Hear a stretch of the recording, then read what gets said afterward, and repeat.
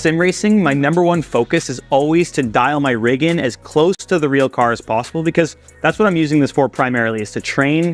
Buon pomeriggio a tutti e bentornati su Rust and Race TV. È partito il video, anche se non doveva partire subito.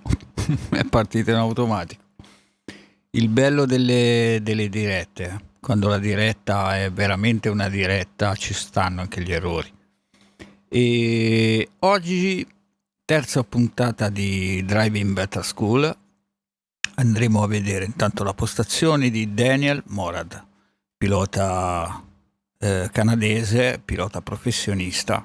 Quindi lui utilizza la sua postazione principalmente per allenarsi. Poi è anche un grande appassionato appunto di simulazione, però principalmente lo fa per allenarsi e prepararsi per le gare, perché comunque lui è pagato per correre, e quindi ci spiega appunto com'è tutta la sua configurazione, i pedali che usa, il volante, tutto, praticamente tutto, fino ad arrivare alle telecamere, all'impianto di streaming, all'impianto luci, regia, insomma ha veramente un qualcosa di incredibile. Ora il filmato io purtroppo l'ho trovato un po' tardi, perché lui aveva fatto anche una specie di concorso che durava una settimana, dove chi si avvicinava di più, diciamo, alla cifra, al costo del suo simulatore, gli avrebbe regalato un paio di guanti a scelta, insomma, tra le marche che lui ha a disposizione. Quindi ovviamente vi invito poi a iscrivervi sul suo canale ufficiale, che ho messo... No, non ho messo in sovraimpressione stavolta, non ho fatto in tempo, purtroppo non ho potuto montare il video e quindi non ho potuto montargli appunto i vari link, i vari collegamenti per i suoi canali. Però comunque lui li pubblicizza, quindi se fate attenzione poi potete trovarlo. È facilissimo anche su Twitch, credo che sia Daniel Morad, quindi lo trovate facilmente.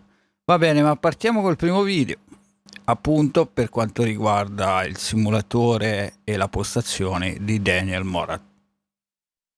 For my real races. With all the new hardware available... Non è partito, scusate, in 2023, I thought this is a perfect time to build a new rig. So, called up Advanced Sim Racing. Between SimiCube, Precision Sim Engineering, SimCore, and D-Box, we put... Allora, lo fermo solo un secondo. Sono riuscito a mettervi i sottotitoli in italiano. La traduzione non è perfetta, però comunque è comprensibile. Il filo del discorso, diciamo, lo segue e c'è. Quindi non sono... la dimensione di caratteri purtroppo non sono riuscito a cambiarla, e quindi è scritto un po' piccolo. Vi invito a fare attenzione. A list of equipment together, and we built literally my ultimate dream simulator rig, and it all starts with the chassis. This is the new ASR Pro chassis. The difference between this and other chassis, even though it's extruded aluminum, which is a pretty common frame or chassis for sim racing, this is surprisingly way better than anything I've ever driven, because the metal, the aluminum, is so dense. The reason why that's important is the thicker the metal, the less flex you have, the less creaks and cracks you'll have while driving. It's important for me when I'm driving to feel everything, every little bit of detail from the steering wheel, from the pedals, from the seat. I don't want to have any additional movement or motion from my chassis. It's supposed to be rigid, just like my race car, and there's literally no better chassis manufacturer than Advanced Sim Racing. With the ASR Pro, what's so cool about this is it's different than their other lineup of chassis. You have the extruded aluminum that has a flat profile on the side, and why I love that is because now I can do things that are a bit more creative and show my creativity. I can put designs, car designs, my esports livery on this actual chassis. And for me, like you can probably tell by the studio, it's so important, the aesthetic and having everything look beautiful. I mean, for some, it doesn't really matter. You might have cables flying around or things out of place, but I'm so particular when things are dialed in and they look good, I feel good and I feel fast on the rig. The adjustability on the ASR Pro is incredible. That's probably one of the things I love the most about it is ergonomically, I can get the steering wheel in the correct position and it's so easy to adjust. You just basically loosen off two screws and the entire wheel system, the wheel motor slides forward or backwards. You can also slide it up and down super easy with just two screws. The pedal deck's also been upgraded. You have an insane amount of adjustability. Ergonomically, I can get the pedals exactly in the same position as my real race car. So that's a huge point for me. So ergonomics, it's a 10 out of 10 with this new chassis, and aesthetics, just gorgeous. The next new piece of equipment I got on the rig is the Simucube 2 Ultimate wheelbase. And I previously had the Simucube 2 Pro, and for most, that's pretty much the end game when it comes to wheelbases. It's the best value, bang for buck for wheelbase. It does everything you would ever want it to do. Has, you know, enough force feedback with 25 Newton meters. You have the software, you can tune it, but I just had to try the Simucube Ultimate.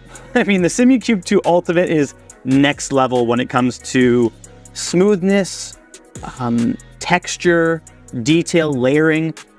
I sound like I'm assessing a wine bottle right now, but it's just insane. Like, I couldn't believe how much more detail there actually is in the wheelbase. I didn't think it was possible. It's one of those things where once you actually put your hands on it, you can immediately tell the difference.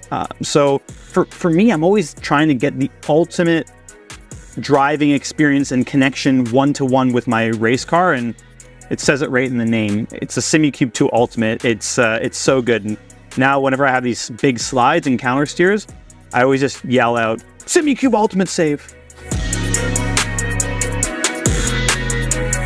Another new piece of equipment that we bolted on the rig are the Simucube Active pedals. Although I've already had the Simucube Active pedals on my rig for probably around half a year to 3/4 of a year now, these are the actual production units. They're the final product, like what you guys will have at home. And there's been some huge refinements in how smooth they are, the feedback, the software. I've worked really hard with the team at Simucube to make these what they are right now. And yeah, they're just incredible. Why they're on my rig and why they're so important for me is, number one, I mean, they're just so precise. Just throw everything out. Precision alone, they're worth it. But then you throw in the fact that you can customize them to feel however you want with just a few clicks of a button. Plus, you have the ABS effect, which all the cars I drive, the GT3 and GT4 Mercedes in real life, they both have ABS. So I can tune the ABS to feel exactly like the real car. When I jump out of this rig into my race car, the braking experience is identical. So it's so important for me and I'm so thankful that these pedals are available on the market. I know they're so expensive, but they are literally worth every penny if you're in a position like me and you use this for your job to prepare for it. This is the same D-Box motion platform I took off my old rig. It was perfect. I didn't need to change it or didn't find the need to change it. It has 1.5 inches of travel. This is the Gen 5 4250i system. The 1.5 inch of travel is perfect. You don't need the thing to move all over the place. That's when you get disoriented. That little bit of motion and the vibration that this system offers is what is so impressive to me and what makes me feel connected with the sim as if I'm driving my real race car. I swear by this now. Again, this is something that's probably not the first thing you're going to upgrade, but in my position, using this as a training tool for real life racing, I can't stress how valuable and important this system is and how it makes me feel and prepare for my races. For the seat, I am using the Sparco QRTR. It's a great seat. It's lasted me 5 years. It's really comfortable. You got to pick a seat that's comfortable for you. You're sitting in this thing for a long time in sim racing. I even customized it, but before you guys roast me, I got to redo this, okay? The stickers are absolutely atrocious. The bubbles there, it's unacceptable. So yeah, I know. If you stick around to the end of the video, I'm going to try to fix that. We'll fix it together. I'm using the same steering wheel that I've used in the past. This is the Precision Sim Engineering LMX wheel. It's their flagship wheel. It does everything I need it to do and more. There's 6 paddles in the back. There's, a plethora of buttons. That's right, I said plethora. I have all the rotary knobs I want. I can go through the menu. I can change anything I want on the car. The buttons are backlit. The screen's gorgeous. Literally the perfect wheel for sim racing. It does everything you need it to do. Grips are great. The diameter is nice, 300 millimeter across the wheel. I swear by this wheel. I love it. I've been using it for the past couple of years now, and this one's brand new. It even has plastic film still on it. For my monitor setup, I'm using a triple screen setup with a 4th monitor overhead. They're actually 1080p monitors from AOC. It's, I believe, the C32G1. They're old monitors. They're a few years old now. They're not the best. I'm definitely due for an upgrade, but they are 32-inch.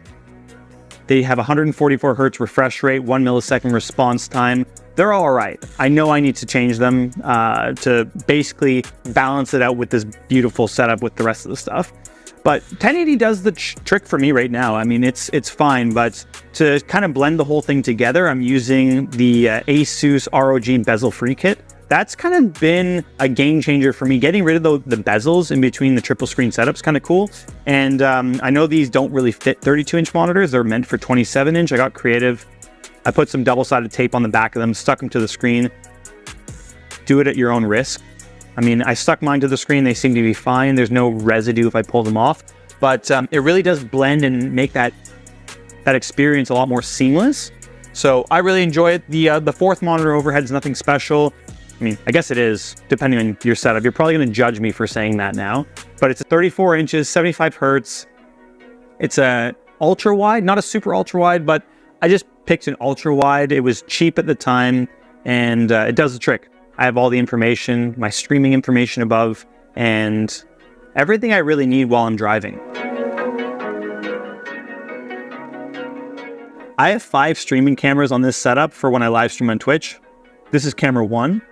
This is camera 2. This is camera 3. This is camera 4. This is camera 5. For my main shot, I'm using a small clamp arm attached to my monitor stand. Gives me my main angle. For the secondary shot, camera 2, I have it on this flex arm. And the flex arm is attached to like some sort of jerry-rig mounting solution. It's on the base of my monitor stand, using an extra piece of extruded aluminum and a piece of steel from an integrated monitor stand in the past. I basically just mounted it all together, and I get this really nice close side angle.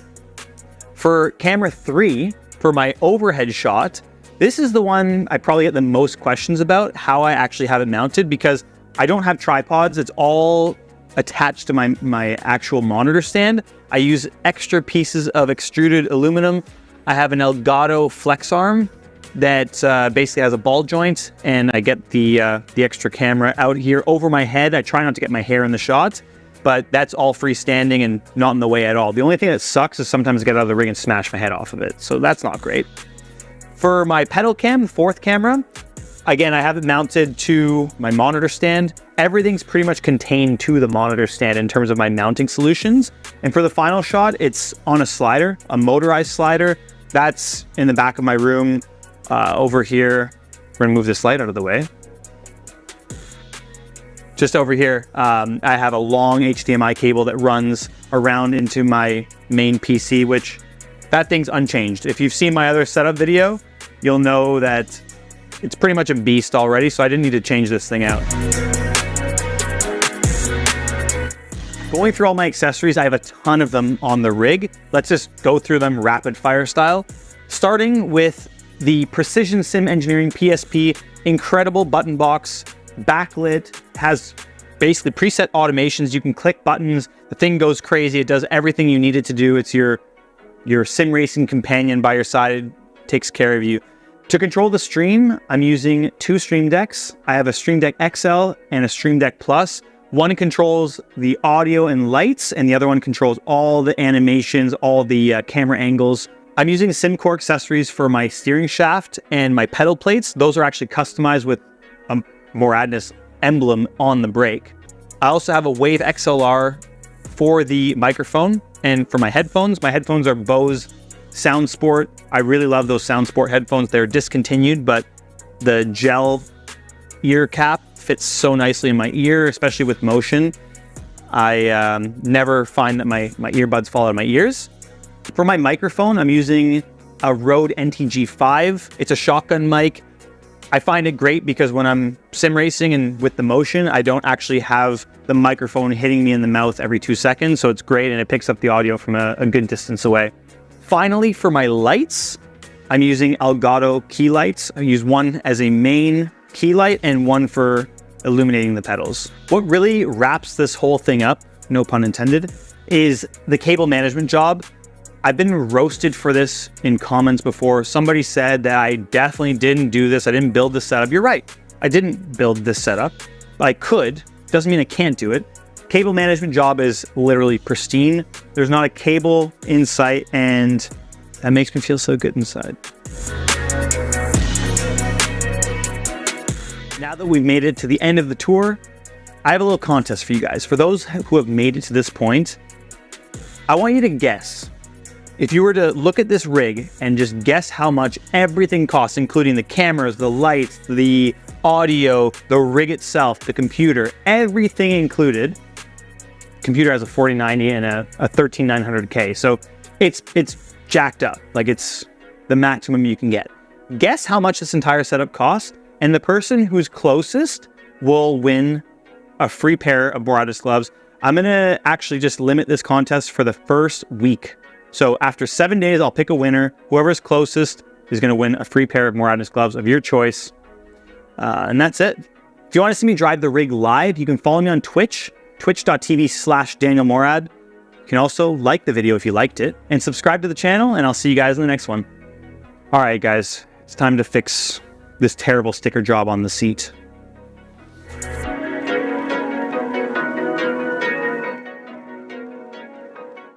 Fantastico, veramente una postazione incredibile, cioè super, una postazione super professionale, veramente bella. Complimenti a Daniel. E bella questa, lasciamola dai. Sainz versus Leclerc, la follia di Monza. Post GP Italia. Poi magari lo andiamo a vedere. Allora, passiamo invece a Dirt Rally 2. Vediamo un attimo di cercare la giusta sorgente. Avevo preparato qualcosa. Eccolo qua. Sì, è questo. Questo è fantastico. Anche questo è fantastico. È un pilota che ha una postazione incredibile anche lui. Diversa da quella di Daniel, non è dinamica, credo, se non mi ricordo male. Comunque andiamo a vedere il filmato perché ne vale veramente la pena.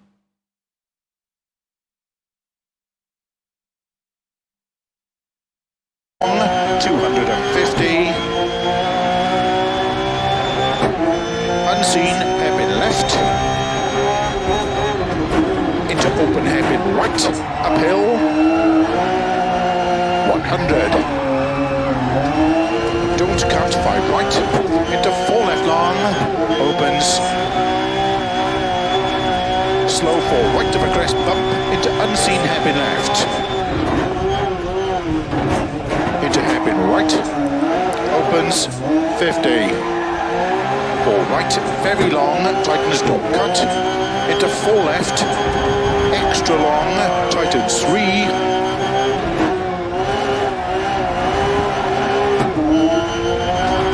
into 4 right of a crest long, tightens, into 5 left, into 4 right tightens, 60 over crest, 6 left, 50, turn hairpin right, caution don't cut. Into turn, open hairpin left, 120 over crest, turn square right. Opens over crest, 200. Keep right, into turn, 4 left, opens flat over crest, into caution, keep right over crest, into don't cut, 4 left long, tightens 3, tightens, to keep right over 50, 6 left, 100, 4 right, tightens over crest, 120, turn, 3 right tightens, into don't cut, 4 left, very long, opens over crest, 100, turn, 4 right, don't cut, into turn, 1 left, 200, don't cut, 4 right long, slow 30, turn, unseen square left, opens over crest, uphill, into 5 left long, into 5 right long, tightens 3, don't cut, opens 100, 4 left, tightens over bumps, 50, keep middle of a crest, 50, turn unseen square left, 160, slow keep left over crest into chicane, left entry, 130, chicane, right entry, 150, crest and turn unseen square right, don't cut, 120, 4 left long tightens, 50, turn unseen 1 right, 120, turn unseen 1 left, 80, 6 right long, into 5 left, 80, crest 50, turn unseen 3 left, opens 50, flat crest 120, crest, a turn, unseen, 3 right, don't cut over crest, opens, 250 through dip, turn, square right, don't cut, 50, turn, 3 left, don't cut, opens, into 5 left, 150, slow 6 left over crest, into turn, 1 right, don't cut, 120, crest, into 6 right, very long over bumps, 100, flat crest, 120, turn late, hairpin right, around bales, into 6 left, into 6 right long, opens over crest, into 4 left long, into 4 right long, tightens, 3, don't cut, into 5 left over crest, 100, 5 right, 100, 5 left, opens over crest, 80, 6 right, extra long over crest, slow 30, turn 1 left, don't cut, 30, turn unseen square left, opens 200, flat long crest, 80, 6 left, 200, flat big jump, 120, flat crest, 100, crest and 5 right over crest, slow 6 left and turn unseen square right, 100, turn unseen square right, 120, crest and 6 left long, 70, flat left over crest, 100, 5 right long tightens, into 5 left long tightens, opens or finish, 180 to stop.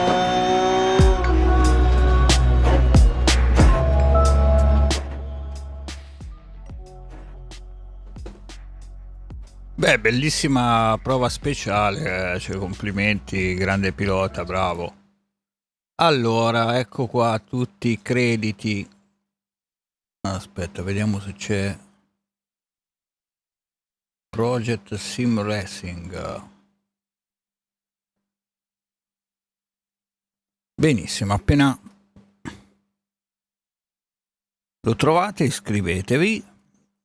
Ovviamente invito sempre a fare questo perché è giusto così, sto utilizzando dei video che non sono miei, quindi appunto è giusto invitarvi non a iscrivermi al mio canale ma al canale appunto dell'autore di questi video.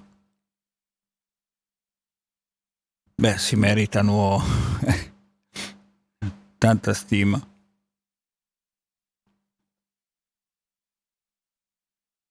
Ok, ora ci andiamo a cercare qualcos'altro che comunque ho già qua pronto.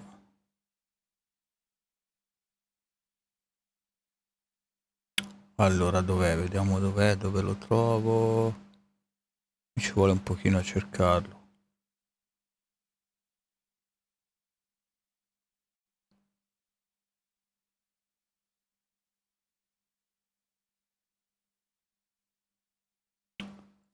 Allora.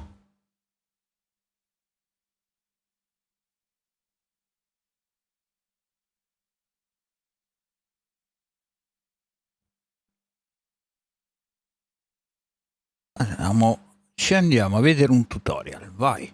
Questo è utile sicuramente a tutti, utile per tutti.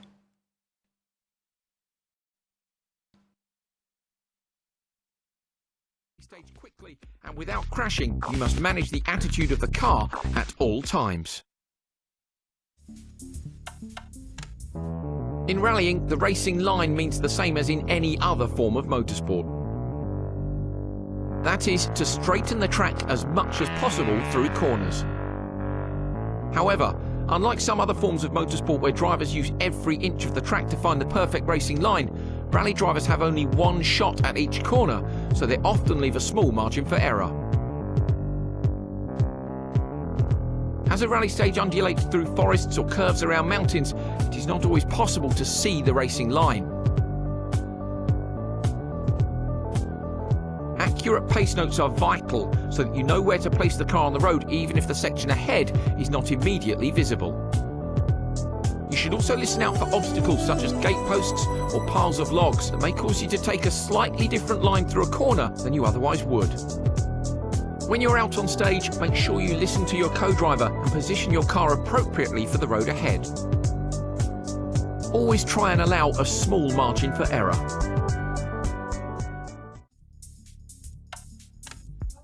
When you hear drivers talking about maximum attack, they are talking about when they are pushing as hard as they can to get the most out of the car.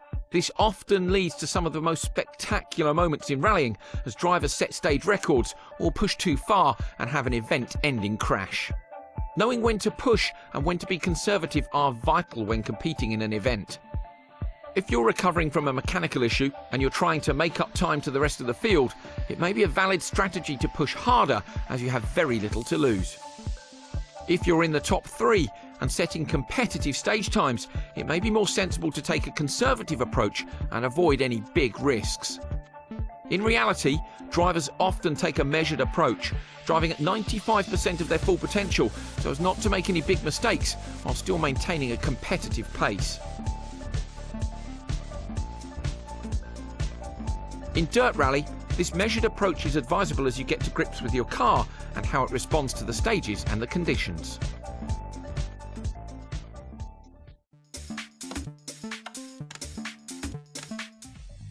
If the front wheels of a car lose traction with the road surface while attempting to steer, the car enters a state known as understeer. Understeer is always bad and never intentionally used in any rally driving technique. In fact, some of these techniques are used specifically to avoid understeer. Understeer occurs if traction has been partially lost. The car will continue to corner, but at less of an angle than the direction of the front wheels. The car will feel like it is pushing forward. In this situation, applying more steering angle often makes the situation worse, as doing so requires even more traction than was initially being asked of the front tyres. If the wheels have entirely lost traction, the car will cease turning and will slide in the direction it was travelling before the wheels locked. This is particularly common while steering under heavy braking, as the traction of the tyre is being used partly to slow the car down and partly to turn. The correct response is to stop any input to the brake and accelerator and reduce the steering angle. This allows the weight of the car to settle and traction to be regained. On loose surfaces such as gravel and snow, there is an increased chance of understeer due to the reduced level of grip, so techniques are often used to induce oversteer to prevent the car from understeering in the first place. Front-wheel drive cars are particularly prone to understeer as all braking, accelerating and turning forces go through the front tyres. Understeer can occur while accelerating if the combined forces of accelerating and steering overcome the traction available. A similar loss of traction can occur due to braking and steering. Rear-wheel drive cars are least prone to understeer as the front tyres are only used to brake and turn. In fact, their characteristics are more prone to oversteer. Four-wheel drive cars tend to exhibit the characteristics of front-wheel drive cars under braking on corner entry and rear-wheel drive cars under acceleration on corner exit. Rally teams work hard to reduce these characteristics and give a more balanced setup.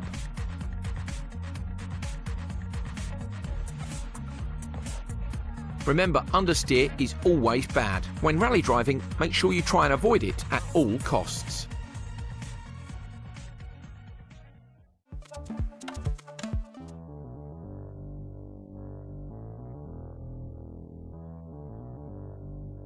If the rear wheels of a car lose traction with the road surface while attempting to steer, the car enters a state known as oversteer. This is when the angle of the car exceeds that of the steering input and the rear of the car steps out of line with the front. Unlike understeer, oversteer is often used as a technique to increase the speed at which corners can be taken. By proactively eliminating understeer, a higher exit speed can be achieved. How oversteer is induced and controlled depends on the type of drivetrain in the car. By definition, front-wheel drive cars do not have any drive to the rear wheels. Therefore, oversteer cannot be induced by applying the throttle, but can be induced by using weight transfer. Once a front-wheel drive car enters oversteer, the attitude of the car can be controlled by steering with opposite lock, accelerating, decelerating, or braking. Applying opposite lock while accelerating will effectively speed up the front of the car and will bring the rear of the car back in line. If more oversteer is required, for example if the corner is tighter than expected, decelerating or braking will increase the amount of oversteer by maintaining the weight over the front wheels and therefore reducing the grip on the rear. As the rear wheels of a four-wheel drive vehicle are powered, you can also induce and maintain oversteer by using the throttle to spin the wheels. Depending on the ratio of power delivery between front and rear wheels, the car may have a tendency to oversteer more or less on corner exit. If the ratio is biased towards the front, under acceleration the car may pull itself out of oversteer. However, if the ratio is biased toward the rear, applying power may increase oversteer by spinning the rear wheels. Subtle control of the steering, throttle and brake is used to initiate, maintain and exit oversteer, and the same weight shifting techniques apply to four-wheel drive as for front-wheel drive cars. Unlike front and four-wheel drive cars, rear-wheel drive cars require the opposite technique with regard to throttle control during oversteer. Oversteer can be induced and maintained by weight transfer, but also by applying power to break the traction of the rear wheels. Once oversteer has been initiated, continuing to apply power will maintain the slide. In order to limit or correct oversteer, throttle input must be reduced. Lift-off oversteer occurs when, during cornering, you lift off the throttle.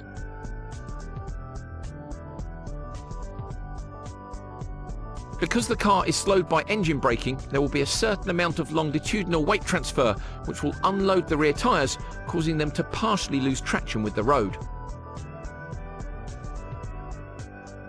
In a front-wheel drive car, this weight transfer alone is enough to induce oversteer because the front of the car is usually heavier than the rear.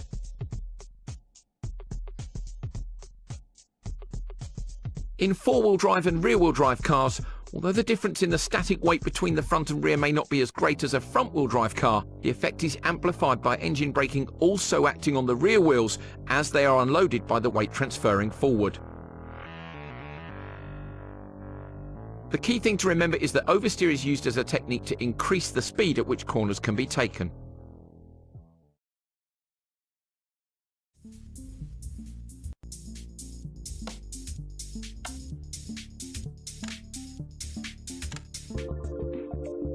You may be tempted to try and avoid using the brakes as much as possible, but there are two separate and equally important uses for the brakes in a rally car.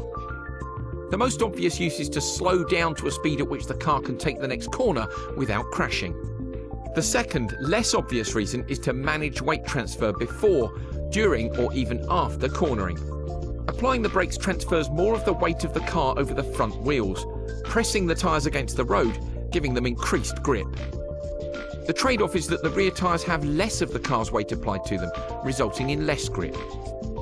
Slowing the car down should only be done while the car is moving in a straight line. All four wheels don't need to be pointing forward, but the direction of travel should be as straight as possible. You should apply the maximum braking force without the front wheels locking.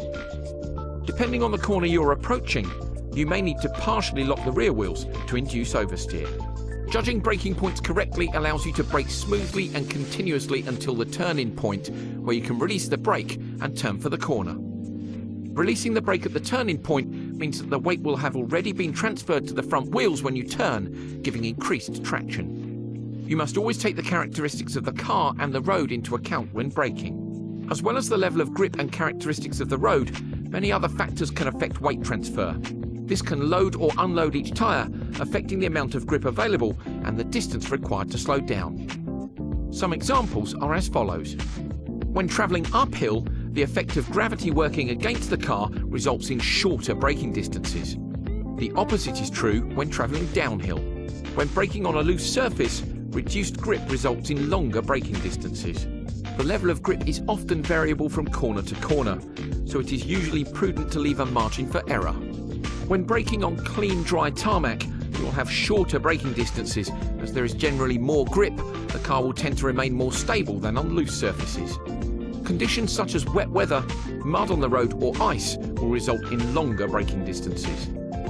The overall weight of the car has a dramatic effect. Heavier cars take much longer to slow down than lighter cars. If the wheels are inadvertently locking during braking, the wheels will slide across the surface rather than slowing the car down. So remember, use the brakes to slow the car down to a speed at which it can take the next corner without crashing, and to manage weight transfer before, during or after cornering. Always be aware of the road conditions and adjust your braking distances accordingly.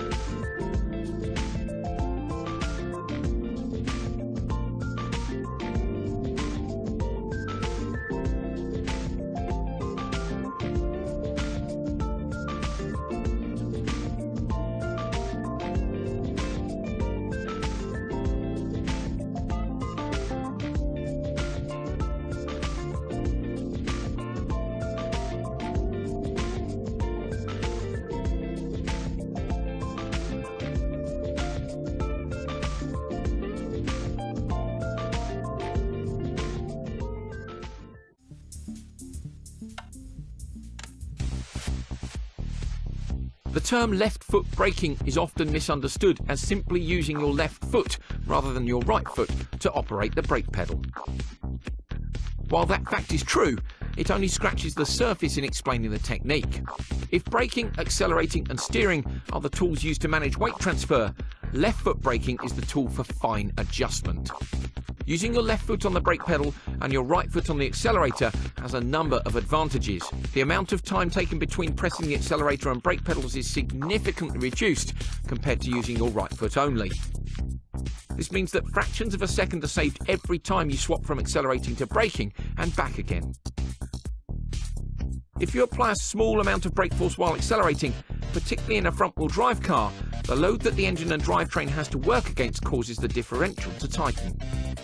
This spreads the power across both wheels, making it less likely to spin one of those wheels due to low grip, therefore giving you more driving traction out of corners.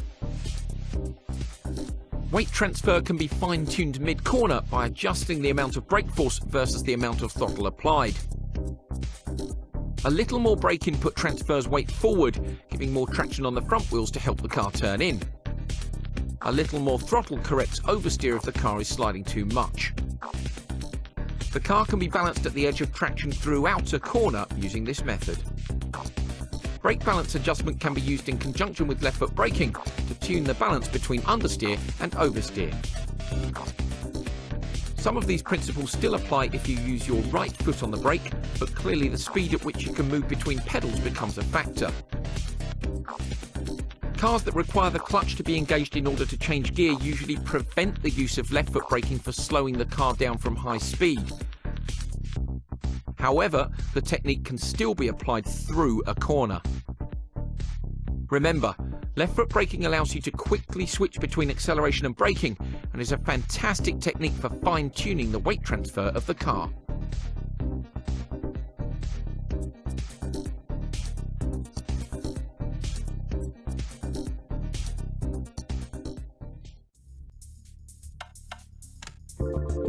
Tyres operate at their optimum with a certain amount of wheel spin. On gravel, wheel spin lets the tread of the tyre move the loose material on the road surface and puts the tyre in contact with the harder surface underneath, where the most grip can be found. However, excessive wheel spin prevents the tyres from achieving their maximum grip potential, and so it's not always appropriate to floor the accelerator. The technique used to combat excessive wheel spin is known as feathering the throttle and is used primarily when exiting a corner to achieve maximum grip and therefore acceleration. Instead of using the accelerator pedal as an on-off switch, you can modulate the throttle input to find the most grip. The amount of throttle input required to do this will vary from surface to surface and even from corner to corner, so it is more a case of feeling for the grip than knowing exactly how much throttle to apply.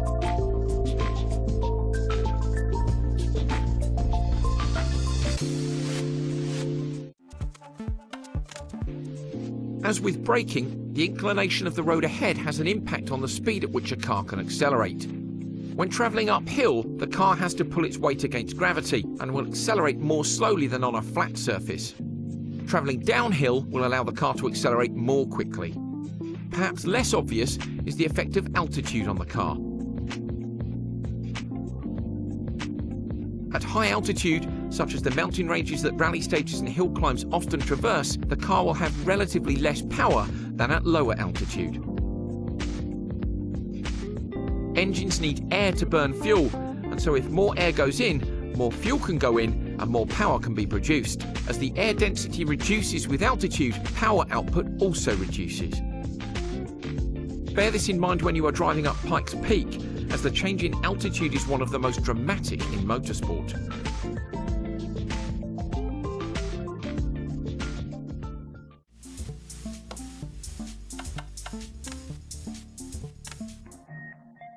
As with braking, weight transfer is an extremely important aspect of making a rally car turn.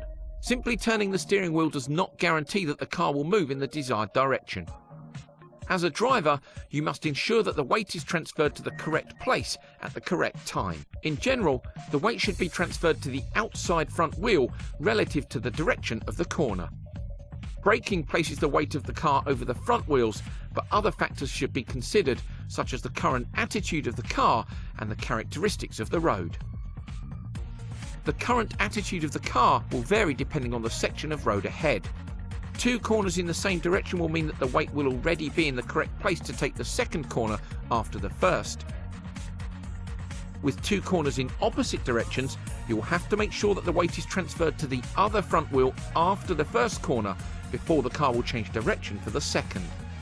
The rate at which the weight transfers in any direction is dependent on the surface, the available grip, and the setup of the car. In sequences of corners that change direction, you can use the pendulum effect to help the car change direction from one corner to the next. Crests, jumps, dips and other obstacles can all destabilize the car and stop you from transferring the weight to the correct wheel, and so these factors need to be taken into account. Making sure that the weight is transferred to the correct place at the right time is one of the most important aspects of rally driving, so make sure you keep this in mind at all times.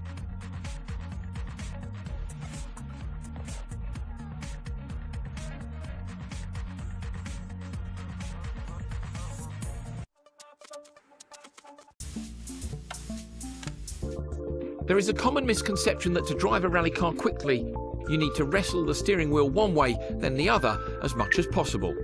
When you turn the steering wheel, you are transferring the weight of the car to the wheels on the side where it's needed to load the suspension and provide traction for turning. If you rapidly move the weight from one side to the other, it is likely to destabilize the car, making it difficult to control. Continuing the soaring action on the steering wheel will progressively make the situation worse until either a crash or a spin has occurred. When cornering or making corrections to the steering, you should apply the minimum amount of steering necessary. In conjunction with other techniques, such as left foot braking to induce oversteer, the amount of steering input necessary may be considerably lower than would be required for the same angle corner in a road car. As well as keeping the car as stable as possible, using the minimum amount of steering takes the least time to apply and then remove. Consider a situation where the car unexpectedly and significantly oversteers. If you were to apply a lot of opposite lock, it may correct the situation. However, the rear wheels may suddenly grip, snapping the car out of oversteer, and you may have to rapidly unwind the opposite lock in order to prevent the car from transferring into oversteer in the other direction. Excessive steering lock would only serve to make this situation more difficult to control. So remember, always try to use the minimum amount of steering input possible in conjunction with other techniques to make sure the car remains as stable as possible.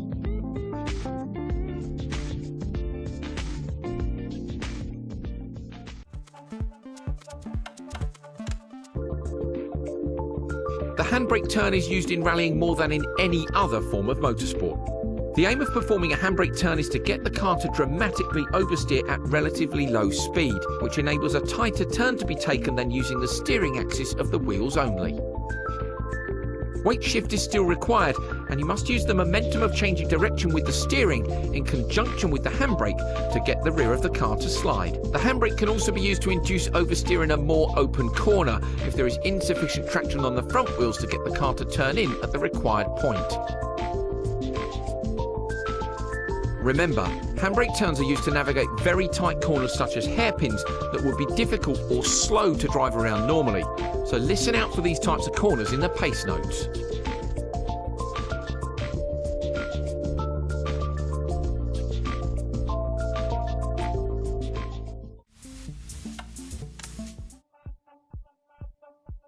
Pendulum turns are probably the most advanced technique used in rally driving. They are essentially the culmination of all the techniques we have described in these guides. They are used specifically to prevent the car from understeering on loose surfaces when approaching sharp turns or hairpins at relatively high speed. The technique works by using the momentum of the rear of the car swinging from one direction to the other. It must be timed correctly so that the final weight shift happens at the turning point for a corner. Modern rally teams put a lot of effort into reducing their car's tendency to understeer, so pendulum turns are not used as much in today's cars as they were with the classics. In order to explain the process, here are the inputs you should make and the effect it will have on the car at each point during a pendulum turn. In this example, the car is travelling at high speed on a straight piece of gravel road and has to make a 90-degree turn. As you arrive at the braking point, you get hard on the brakes to slow the car down and shift the weight of the car forward. With increased grip on the front wheels, flick the steering wheel in the opposite direction of the corner. The reduced weight over the rear wheels will put the car into oversteer, with the rear of the car stepping out and the front of the car pointing away from the corner. You can now increase your throttle input, reduce your braking input, and steer in the direction of the corner before modulating all three inputs. This allows you to maintain the oversteer until the point at which the car needs to turn in for the corner.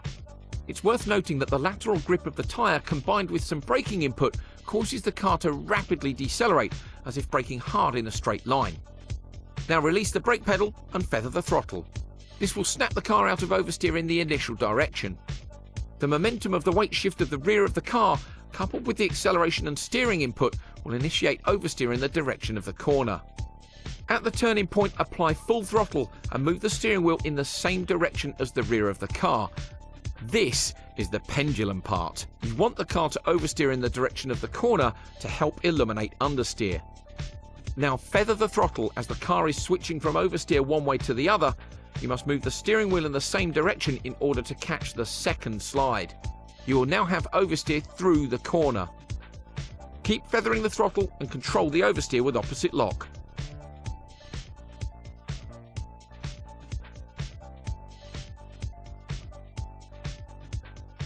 A perfect Scandinavian flick will see you hitting the apex and accelerating through the corner exit where the car is straight once more.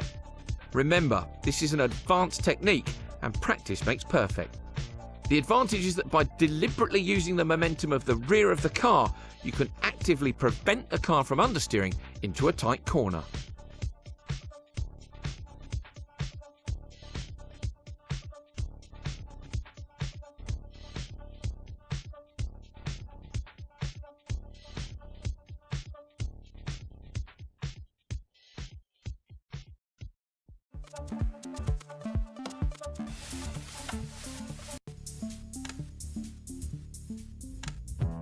One of the most unique aspects of rallying, unlike other forms of motorsport, is that you have to contend with many kinds of road surfaces.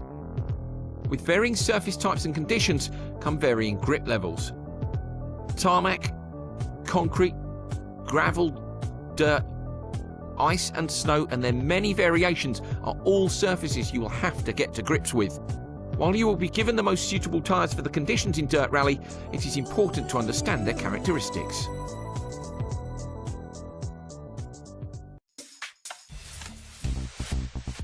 Not to be confused with the camber that is associated with suspension geometry, camber of the road surface should be taken into account, particularly when cornering.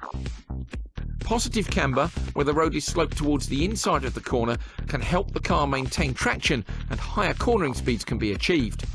Adverse camber, where the road surface is sloped away from the inside of the corner, tries to force the car away from the apex and the racing line, so lower speeds are often required. Although most corners have positive camber, a series of corners changing from one direction to the other, where the camber of the road also changes, can be challenging, and you must ensure that the car gets out of the apex of one corner, over the crown of the centre of the road, and into the apex of the next corner. In some extreme cases, the camber is so severe that the car will jump across the road as it moves from one side to the other. Make sure you place the car in the correct position on the road so that you are making the most of the camber.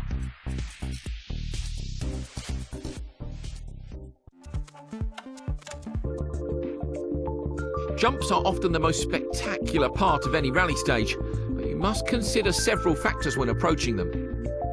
Firstly, since the wheels of the car will not be in contact with the ground for a period of time, you'll be unable to change direction or slow down while airborne. This sounds like an obvious point, but it means that you must ensure that the car leaves the ground with the correct attitude and correct speed in order to land in the correct place.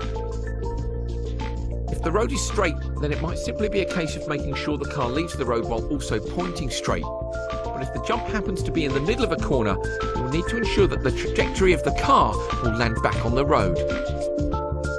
This is particularly important when there are ditches, rocks, trees or other obstacles lining the side of the stage.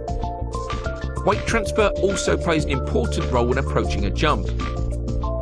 Depending on the nature of the road either side of the jump, there may be a need to slow down or even brake before it.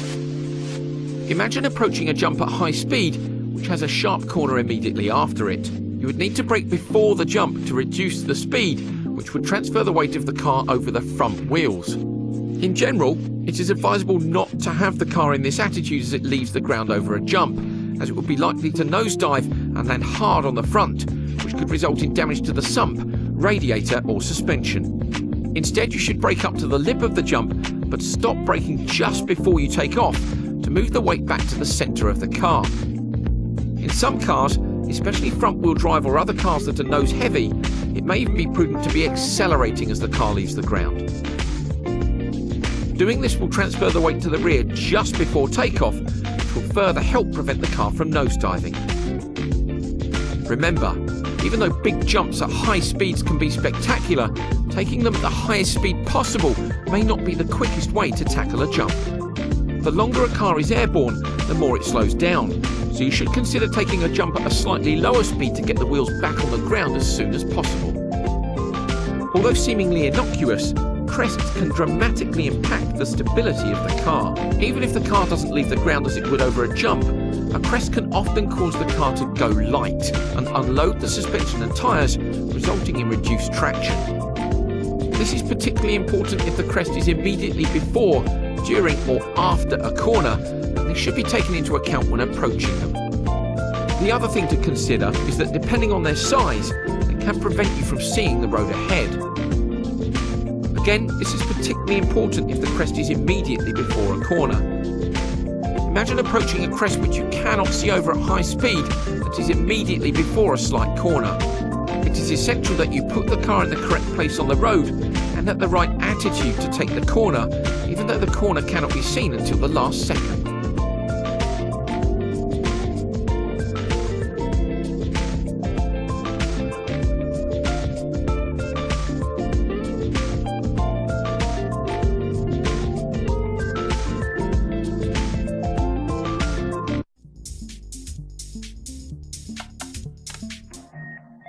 Bumps can also unload the suspension and tyres, reducing traction by flicking the front, rear or one side of the car upward. Rally stages are usually uneven surfaces, but particularly bad bumps that unsettle the car or require you to do something different than you otherwise would are often called out in the pace notes. Bumps don't always stretch across the entire width of the road, and so evasive action may be necessary, such as moving to one side of the road. Dips or other compressions in the road surface can be unpredictable and should be treated with caution. Dips that occur over a long distance may not have too big an impact on the car, but those that are shorter can act like a severe bump, as the suspension is compressed and then rapidly extended, causing the car to be flicked into the air. Extra caution needs to be taken when traversing extremely rough terrain, with many bumps and dips that can unsettle the car. Care should also be taken when crossing water splashes, as they can, like dips and bumps, be unpredictable. Depending on the depth of water and the width of the crossing, the approach may change from flat out to slowing right down and just driving through it at a normal road speed. Hitting deep water at high speed can damage the front of the car, and so it is often better to lose a few seconds by slowing down than losing minutes with mechanical damage. Remember, this is why bumps, dips and water splashes are called out in your pace notes, and where listening to your co-driver is extremely important.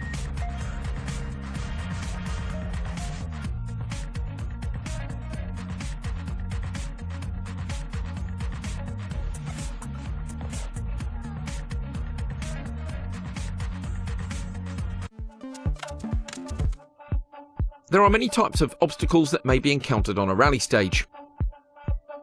On a gravel stage through a forest, it is not uncommon to come across logs, branches or large rocks. Rally cars have strong sump guards and other underbody protection, and in gravel setup, the suspension travel and tough tyres allow the car to drive over most obstacles. Evasive action may need to be taken if the obstacle is large enough to damage the car or cause a crash. Lower suspension setups with shorter travel and lower profile tyres like those used in tarmac rallies mean that more care must be taken when making the split-second decision to drive over or around obstacles. Fixed obstacles such as gate posts, bridge parapets and cattle grids often require consideration and are therefore included in the pace notes with sufficient description to allow the driver to pass them safely. Make sure you are prepared to take the necessary precautions to avoid a rally-ending incident when you hear these obstacles called out.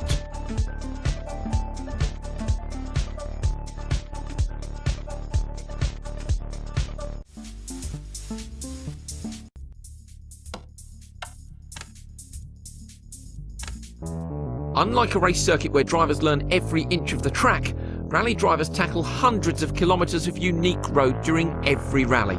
And so in order to be fast and safe, they use pace notes.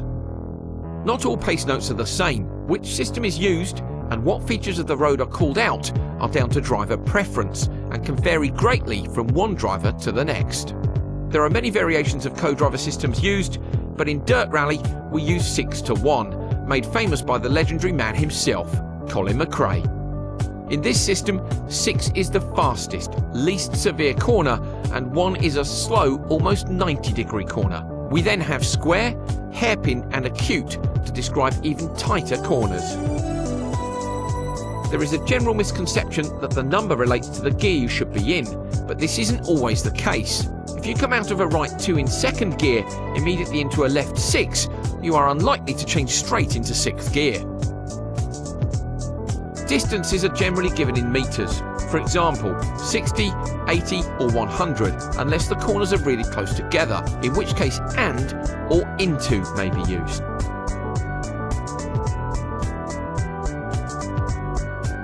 Additional description of detail in the road ahead is also necessary. Calls such as care, caution and double caution signify sections where extra care should be taken. Descriptions such as open, tighten or double tighten are used when the angle of the corner changes midway through. Corner length is also described using half long, long or continues for. Crests, bumps and jumps, as well as other variations that you can drive through such as bad camber, dips and water splashes are also called out. Perhaps the most important calls of all are those telling you when an obstacle is present, meaning that you should avoid cutting the corner or running wide on corner exit. In these situations, the co-driver will call "don't cut." It is vitally important that you listen to your co-driver and don't cut in these situations.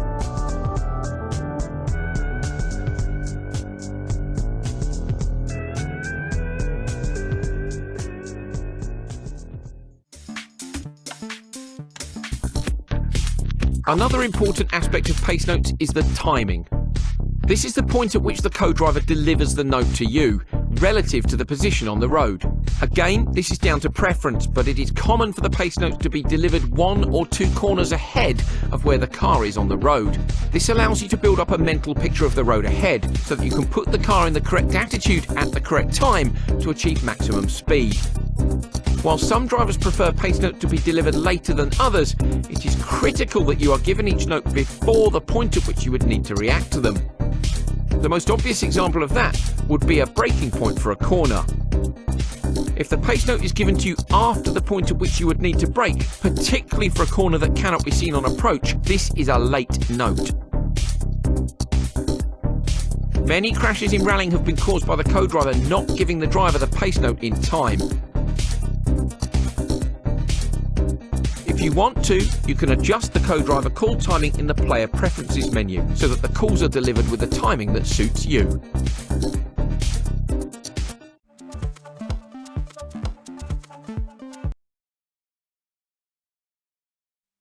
E siamo arrivati in fondo anche a questa puntata di Drive and Better School con questo video stupendo che credo che sia fatto da Codemaster, perché le grafiche sono identiche a Dirt Rally 2 sullo stesso stile. Credo che sia fatto da loro. Purtroppo non ci sono, come si può dire, sovraimpressioni dove ci sia scritto il loro link. Io ora non ricordo dove l'avevo scovato, perché è già parecchio che ce l'ho, però appena ritrovo, diciamo, il link del video ve li metto in descrizione. Quindi grazie per chi ha seguito, grazie per chi metterà il like, per chi si iscriverà sul canale YouTube, anche perché comunque andiamo in diretta su 3 piattaforme contemporaneamente, e ci rivediamo alla prossima puntata di Driving Better School, che vi ricordo questa puntata andrà in onda domani sera in replica alle ore 21 circa. Quindi ogni mercoledì sera c'è la replica alle 21, così almeno chi si è perso la diretta di oggi la potrà rivedere domani. Comunque il video poi rimane pubblicato. E ci rivediamo martedì ore 15, sempre per la 4ª puntata di Driving Better School. Ciao ciao!